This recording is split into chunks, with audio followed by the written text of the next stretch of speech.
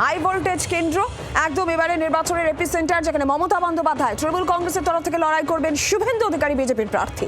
সেখানে সাপ্লিমেন্টের তালিকায় কত নাম বাদ গেল? মুখ্যমন্ত্রীর কেন্দ্র, যেখানে আগেই 47,111 জনের নাম বাদ গিয়েছিল, ফাইনাল লিস্টে 2,324 জনের নাম বাদ গিয়েছিল, বিবেচনাধীন তালিকায় ছিলেন 14,154 জন।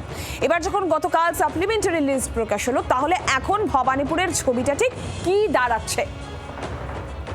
সরাসরি অয়ন ঘোষাল প্রতিনিধি রয়েছেন আমাদের সঙ্গে। অয়ন, খুব স্বাভাবিকভাবে সাপ্লিমেন্টারি লিস্ট প্রকাশের পর নজরে তো ভবানীপুর রয়েছে, সবশেষ কি খবর পাচ্ছ? কি দাঁড়ালো তাহলে ভবানীপুরের এখনের ছবিটা?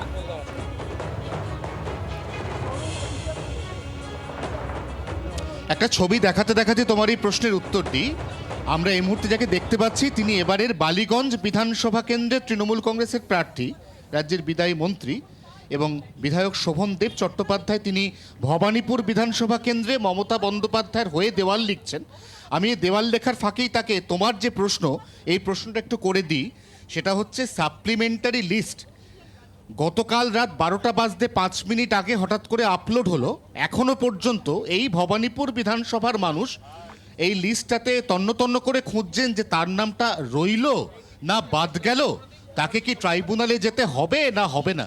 এই যে একটা ডাইলেমা, এই যে একটা দ্বিধা দ্বন্দ্ব, আতঙ্কের পরিবেশ, এটাকে কতটা মোকাবিলা সব নরেন্দ্র মোদীর ইনস্ট্রাকশনে হচ্ছে। নরেন্দ্র মোদীর ইলেকশন করছেন, উনি ইলেকশন কমিশন ইলেকশন করছেন না। এইভাবে রাত্রি 12টার সময় লিস্ট বের করবেন, সেই লিস্টে একটা কীভাবে আছে কেউ জানতে পারছে না, মানুষ জানতে পারছে না।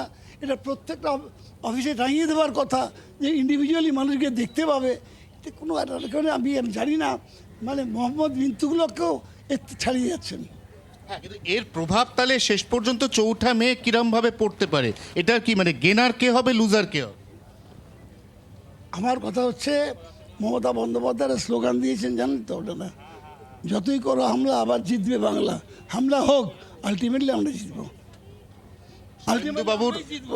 শুভেন্দুবাবুর বেঁধে দেওয়া মার্জিন 25,000, তার পাল্টা নেত্রী নিজে মার্জিন দিয়েছেন 60,000। ইংরেজিদের সুন্দর কথা আছে, he is a tall talker among the dwarfs, he is a tall talker among the Dooars.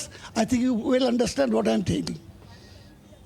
অর্থাৎ মুখে বড় বড় কথা বলে আপনি, অন্যান্য যারা তৃণমূল কংগ্রেসের কর্মী সমর্থক রয়েছেন তাদের সাথে কথা বলি, লিস্ট আলটিমেটলি আপলোড করে দেখতে পেরেছেন নাকি এখনো বাফারিং চলছে? না, মাঝে মাঝে তো বাফারিং চলছে, এখনো এসব কাজ। নাম বাদ গেল ইচ্ছে যদি শুধু এই কাঁসারিপাড়া এই এলাকাটা, বক্সিং ক্লাব এলাকাটা ধরি, কিরকম নাম এখনো পর্যন্ত যারা অ্যাডজুডিকশন ছিল কিন্তু বাদ গেল?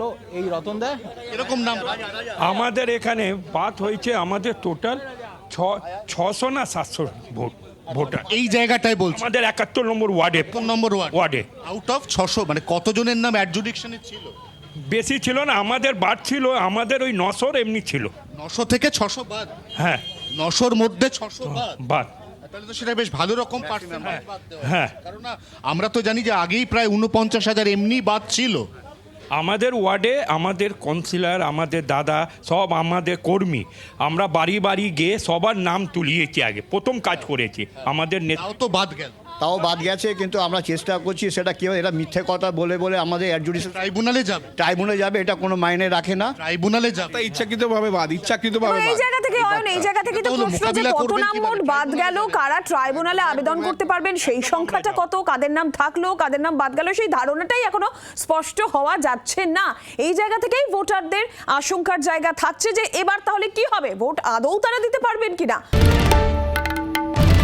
বাংলার আওয়াজ, বাঙালির আবেগ, জি 24 ঘন্টা।